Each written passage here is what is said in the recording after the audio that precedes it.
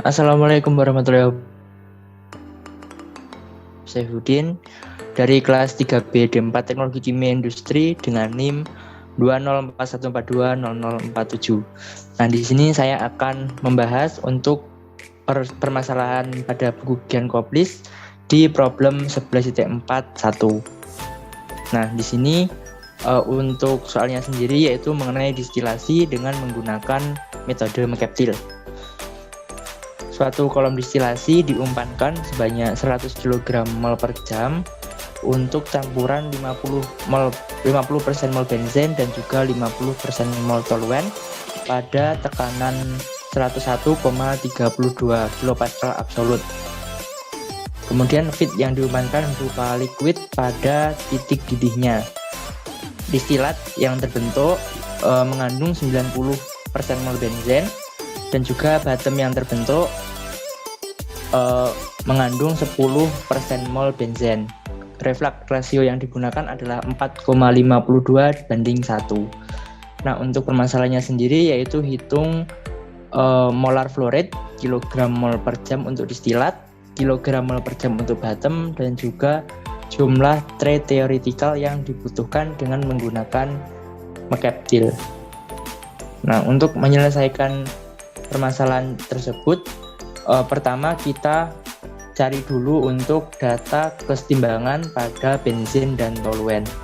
Nah, untuk data kesetimbangannya sendiri dapat dilihat pada buku Gian Koplis edisi 3 ataupun edisi 4 pada tabel 11.11, di mana untuk nilai X atau fraksi mol dari liquid benzen dapat dilihat sebagai berikut, dan juga nilai Y yaitu fraksi mol uap benzen dapat dilihat sebagai berikut. Nah, yang pertama adalah mencari material balance untuk menentukan molar flow rate pada distilat dan juga bottom. Nah, untuk memahami soal tersebut dapat digambarkan secara skematis seperti berikut. Nah, di sini ada F atau feed yang masuk sebesar 100 kg mol per jam dengan fraksi mol umpan benzen yaitu 0,5. Kemudian molar flow rate-nya untuk distilat belum diketahui dan diinginkan fraksi mol distilatnya yaitu 0,9. Kemudian di sini molar flow rate molar flow rate bottom-nya juga belum diketahui. Tetapi fraksi mol dari bottom diketahui 0,1 dengan reflux rasionya adalah 4,52 banding 1. Atau L per D-nya sama dengan 4,52 banding 1. Nah, untuk menentukan neraca massa, kita menggunakan neraca massa overall dan juga neraca massa komponen benzena. Nah, yang pertama yaitu neraca massa overall, di mana massa yang masuk sama dengan massa yang keluar. Massa yang masuk berarti F, massa yang keluar berarti D ditambah B. Sehingga neraca massa overall-nya adalah F sama dengan D ditambah B. Kita substitusikan nilai F yaitu 100 kg mol per jam, maka didapatkan persamaan pertama untuk material balance pada sistem overall yaitu 100 sama dengan D ditambah B atau D ditambah B sama dengan 100. Kemudian mencari material balance untuk komponen benzen. Di sini rumusnya adalah F kali XF sama dengan D kali XD ditambah B kali XB. F-nya diketahui 100 kg mol per jam, kemudian XF-nya diketahui 0,5 sama dengan XD-nya diketahui 0,9 dan juga XB-nya 0,1, sehingga persamaan neraca massa komponennya yaitu 100 kali 0,5 sama dengan 0,9 D ditambah 0,1 B atau 50 sama dengan 0,9 D ditambah 0,1 B. Nah, untuk menyelesaikan dua persamaan ini kita bisa menggunakan matriks untuk mempercepat proses pengerjaan. Di mana di sini untuk matriks yang dibutuhkan adalah koefisien dari masing-masing variabel, yaitu variabel D dan B, kemudian variabel D dan B itu sendiri dan juga hasilnya. Nah, di sini untuk persamaan yang pertama koefisien dari D adalah 1 karena persamaan pertama adalah D ditambah B sama dengan 100, sehingga D-nya 1, B-nya 1, resultnya adalah 100. Kemudian untuk yang kedua, di sini D-nya adalah 0,9, kemudian B-nya adalah 0,1, dan resultnya adalah 0,5 dikalikan dengan fit, atau 0,5 dikalikan dengan 100. Nah, hasilnya 50. Nah, untuk bentuk matriksnya sendiri berarti 1, 1, 0,9, 0,1 dikali dengan matriks DB sama dengan matriks 100 dan 50. Nah, kalau misalkan kita misalkan bahwa matriks 1, 1, 0,9, 0,1 adalah A, kemudian matriks DB adalah X, dan juga matriks 150 adalah B, maka ketiga matriks ini dapat dituliskan sebagai AX sama dengan B, sehingga X sama dengan A inverse dikalikan dengan B. Nah, dari persamaan ini kita dapat mencari nilai dari variabel D dan juga B. Caranya adalah kita blok 2 baris dan juga 1 kolom, karena yang kita butuhkan adalah 2 baris dan 1 kolom. Kemudian kita ketikkan mmul, kemudian M inverse. Nah, M inverse-nya adalah M inverse yang A, berarti yang ini. Kemudian titik koma, karena kita akan mengalihkan dengan yang resultnya ini. Kemudian jangan lupa klik Ctrl Shift kemudian Enter. Nah, sehingga didapatkan hasil untuk molar fluorid distilat adalah 50 kg/jam. Kemudian molar fluorid benzen juga molar fluorid bottom juga 50 kg/jam. Nah, kemudian untuk mencari jumlah tray teoritis dengan menggunakan mengcaptil, kita menggunakan enriching line, kemudian stripping line, dan juga Q line. Nah, di sini yang pertama kita mencari persamaan untuk garis enrichingnya, di mana di soal diketahui bahwa R-nya adalah 4,52/1, atau bisa dituliskan 4,5/1. XD-nya adalah 0,9. Nah, kita masukkan ke dalam rumus enriching line, YN+1 sama dengan R per N plus R plus 1 XN ditambah XD per R plus 1. Nah, di sini berarti kita masukkan untuk koefisien XN-nya adalah R dibagi R plus 1. Kemudian untuk intercept-nya yaitu XD dibagi R plus 1. XD dibagi R plus 1. Nah, sehingga kita dapatkan persamaan YN plus 1-nya adalah 0,81884 XN ditambahkan 0,16304. Nah, untuk mengeplotkan garis ini kita perlu menggunakan titik bantu. Di sini saya menggunakan titik bantu X sama dengan 0 dan juga X sama dengan 0,9. Saya pilih X sama dengan 0 untuk mencari intercept-nya, kemudian X 0,9 itu untuk nilai distilatnya. Kemudian dari masing-masing nilai ini kita masukkan ke dalam persamaan YN plus 1. Jadi YN plus 1 sama dengan 0,81884 dikali dengan X-nya ini ditambahkan dengan intercept-nya. Nah, ini bisa tinggal tarik ke kanan. Nah, seperti itu. Kemudian yang kedua mencari nilai garis Q atau Q line. Nah, Q line ini merupakan garis dari kondisi fit yang masuk ke dalam kolom distilasi. Nah, di soal diketahui bahwa fit yang masuk ini adalah liquid pada titik didihnya, sehingga kita dapat simpulkan bahwa fit yang masuk ini berada pada kondisi saturated liquid. Nah, untuk saturated liquid sendiri nilai Q-nya adalah 1. Nah, masing-masing nilai Q ini dapat dilihat pada gambar berikut.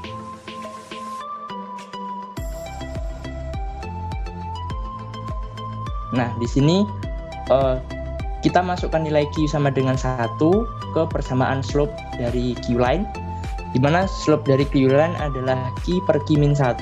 Kita masukkan nilainya Q-nya sama dengan 1, didapatkan tak hingga. Di sini slope-nya sama dengan tak hingga, berarti garis Q line ini merupakan garis lurus vertikal. Nah, untuk mengeplotkan Q line, kita bisa menambahkan titik gantung di sini. Di sini karena vertical straight line atau garis lurus vertikal, maka nilai X-nya tetap pada kondisi Y yang berubah. Jadi nilai X-nya ini tetap 0,5. Nah, 0,5 ini didapatkan dari fraksi mol fit. Karena memang Q line ini adalah garis yang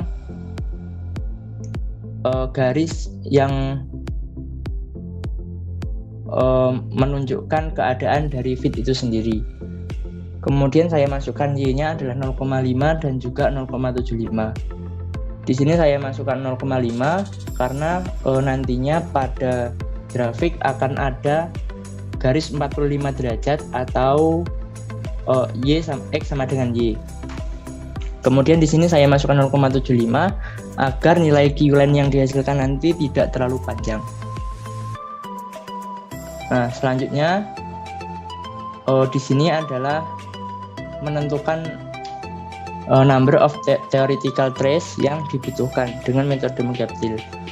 Nah, sebelum mengeplotkan grafik, kita menentukan dulu titik untuk garis 45 derajat. Di mana untuk X-nya saya ambil 0 dan juga 1. Nah, 0 ini merupakan fraksi mol terbawah, yaitu 0, kemudian 1 ini adalah fraksi mol maksimum dari suatu zat. Nah, di sini Y-nya menyesuaikan karena pada garis 45 derajat nilai Y itu sama dengan X. Nah, selanjutnya kita akan plot beberapa grafik. Yang pertama yaitu kita akan mengeplotkan nilai dari data kesetimbangannya, yaitu tabel kesetimbangan yang ini. Disesuaikan untuk sumbu X dan juga sumbu Y-nya. Kemudian juga kita mengeplot untuk nilai dari enriching di masing-masing sumbu X dan sumbu Y. Kemudian mengeplotkan nilai Q line.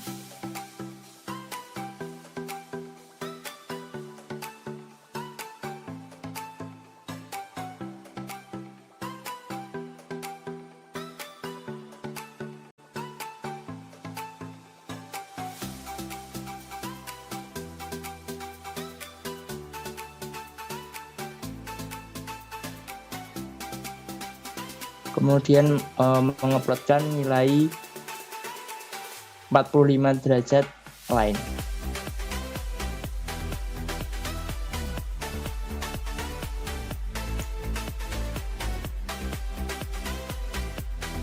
Nah, sehingga didapatkan grafik seperti ini, di mana garis warna biru ini merupakan kurva kesetimbangan untuk sistem benzen toluen. Kemudian garis yang berwarna abu-abu ini merupakan Q line, garis berwarna orange ini merupakan enriching line, dan garis yang berwarna kuning ini adalah 45 derajat line. Nah, kemudian kita mencari titik-titik XB, XF, dan juga XD, di mana pada soal diketahui bahwa XF adalah 0,5, sehingga kira-kira di sini. Kemudian XB-nya adalah 0,1.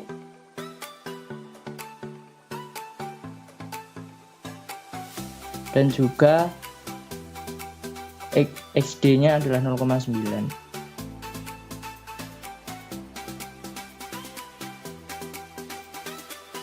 Nah, setelah itu kita menguploadkan garis dari stripping, di mana garis stripping ini ditarik dari perpotongan antara XB dan juga 45 derajat line ke titik perpotongan antara Q line dan juga enriching line. Nah, seperti ini. Di sini adalah XB,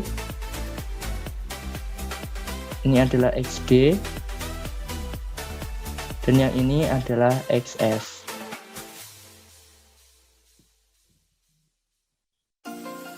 Nah, setelah dibuat grafik seperti ini, maka kita menentukan jumlah plate atau tray yang dibutuhkan dengan menggunakan anak tangga. Di mana anak tangga ini dimulai dari XD, kita tarik garis lurus ke kiri.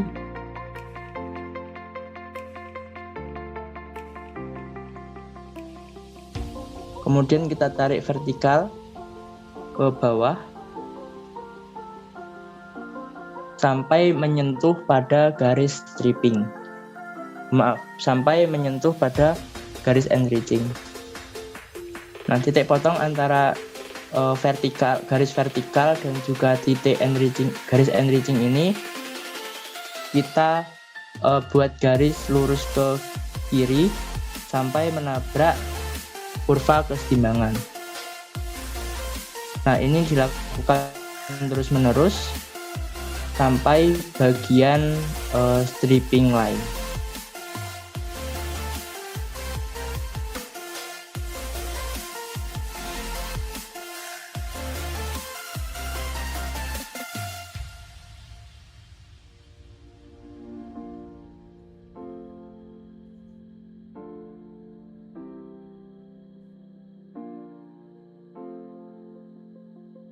Nah, di sini perlu diperhatikan pada saat dia sudah melewati dari garis Q line, maka yang digunakan adalah garis stripping, bukan garis enriching. Sehingga ini bisa ditarik ke bawah.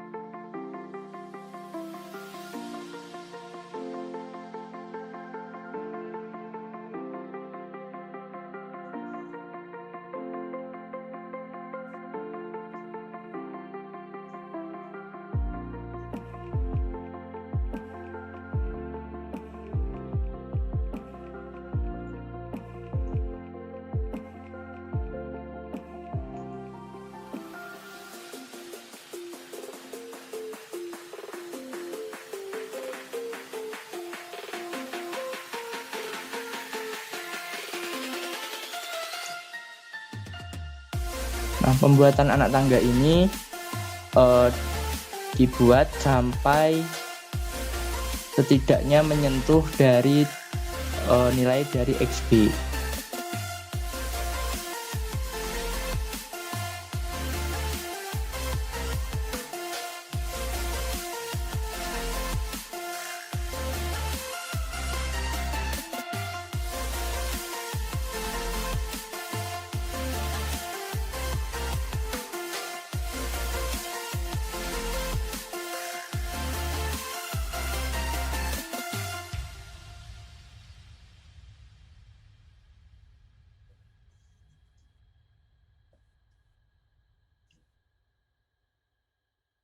Nah, di sini seperti yang kita lihat di sini sudah melebihi garis XB, sehingga penarikan anak tangga ini dapat dihentikan. Nah, dari hasilnya tadi dapat dihitung bahwa plate yang dibutuhkan adalah 1, 2, 3, 4, 5, dan 6. Jadi tray atau plate yang dibutuhkan sebanyak 6 tray, termasuk untuk reboiler parsial. Nah, dari penjelasan tadi dapat disimpulkan bahwa mol flow rate untuk distilatnya adalah 50 kg mol per jam yang diperoleh dari sini. Kemudian bottomnya juga 50 kg per jam juga diperoleh dari sini. Dan juga untuk jumlah tray-nya dapat dilihat dari grafik tadi, yaitu 6 tray termasuk pada reboiler parsial. Sekian penjelasan dari saya. Apabila ada kesalahan, saya mohon maaf. Wassalamualaikum warahmatullahi wabarakatuh.